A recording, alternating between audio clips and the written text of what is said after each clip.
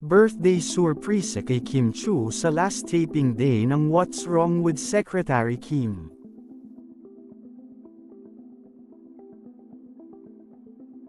Nagkaroon ng surprise birthday greeting para sa actress-host na si Kim Chiu ang mga staffs at co-stars niya sa Philippine adaptation ng What's Wrong with Secretary Kim.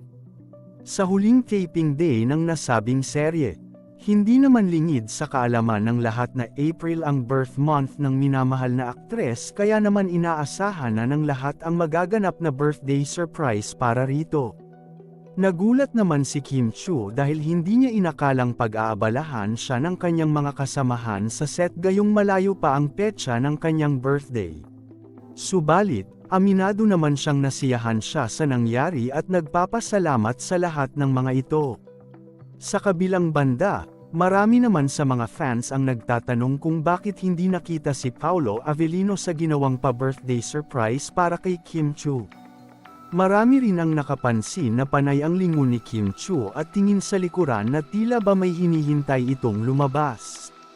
Sa ngayon ay marami pa rin ang naniniwala ay umaasa na talagang nagkakamabutihan na sina Kim Chiu at Paolo Avellino dahil sa makikitang closeness nila. May mga nagsasabing tila kinikilala na umano ng dalawa ang isa't isa, bago aminin sa publiko ang totoong estado ng kanilang relasyon.